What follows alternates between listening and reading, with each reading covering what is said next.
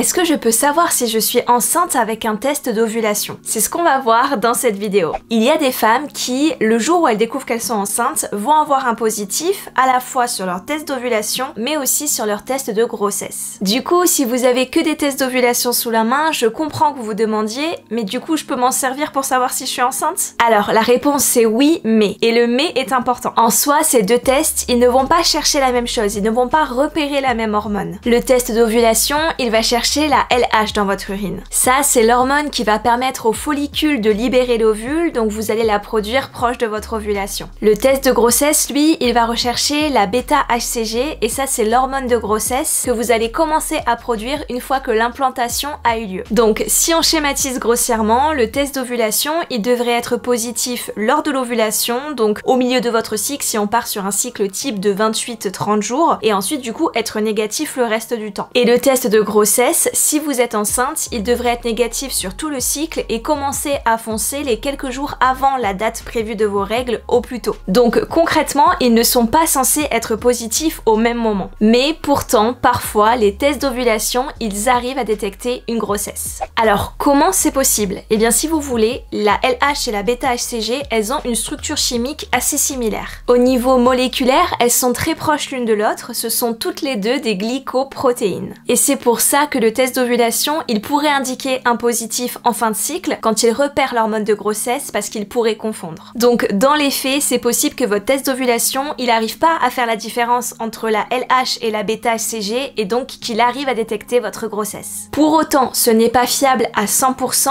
un test d'ovulation, il n'a pas été conçu pour détecter une grossesse et donc il y a une marge d'erreur qui est possible. Vous pourriez avoir un faux négatif ou un faux positif. Alors, avant de vous en dire plus, je vous invite à mettre un j'aime et à vous abonner à ma chaîne YouTube. Je vous propose plein de vidéos pour votre projet bébé. Donc, dans ce cas précis, un faux positif, c'est avoir un test d'ovulation positif en fin de cycle et croire que c'est lié à une grossesse. Mais ce n'est pas forcément le cas et du coup, ça peut créer de faux espoirs. Il peut arriver que vous pensiez ovuler à une certaine période, c'est-à-dire que vous allez avoir un test d'ovulation positif et vous dire, bon bah voilà, c'est bon, l'ovulation, elle est validée, mais ce n'est pas toujours le cas. Certaines femmes ont plusieurs poussées de LH sur leur cycle avant qu'elles ovulent réellement. D'autres ont parfois plusieurs tentatives d'ovulation avant que la bonne aboutisse. Dans ces deux cas, vous aurez un test d'ovulation positif, puis à nouveau plus tard dans votre cycle de nouveau positif parce que vous aurez une nouvelle montée de LH. Après, il y a des femmes qui ont des tests d'ovulation positifs en permanence et ça c'est notamment une possibilité quand on souffre du SOPK. Du coup, vous avez, quelle que soit la période de votre cycle, un test d'ovulation positif. Et c'est donc pour toutes ces raisons, pour éviter d'avoir de faux espoirs,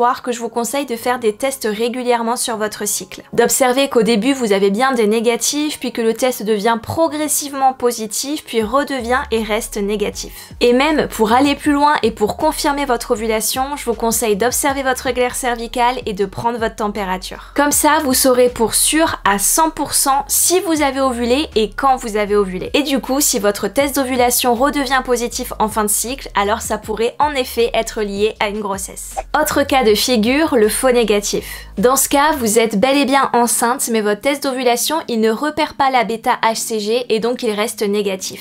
Il faut savoir que les tests de grossesse, ils sont bien plus sensibles que les tests d'ovulation. Donc, si vous testez à la fin de votre cycle, même si c'est quelques jours avant la date de vos règles, eh bien, il faut garder en tête que vous avez encore que très peu de bêta-HCG dans vos urines. En fait, vous commencez à produire l'hormone de grossesse uniquement quand l'implantation a eu lieu. Donc, ça commence avec l'ovulation, quand l'ovule, il va rencontrer le spermatozoïde. De là, l'embryon en développement, il va remonter tout votre système reproducteur pour arriver dans votre utérus. Et tout ce trajet, ça va lui prendre environ une dizaine de jours. Et c'est une fois qu'il est dans votre utérus qu'il va pouvoir faire son petit trou, faire son petit nid et qu'il va s'implanter. Et c'est à partir de là et pas avant que vous commencez à produire l'hormone de grossesse. Et c'est d'ailleurs pour ça que je vous conseille de prendre soin de vous pendant les 2 semaines d'attente parce que votre corps il est dans cette dynamique de couvée en quelque sorte. Donc finalement ce n'est qu'en toute fin de cycle que vous allez commencer à produire de la bêta-HCG et elle va augmenter petit à petit au fil des jours. Ce qui fait que comme le test d'ovulation il n'est pas pensé pour, eh bien il va avoir du mal à repérer cette hormone, surtout en si faible quantité alors que vous êtes bel et bien enceinte. Et vous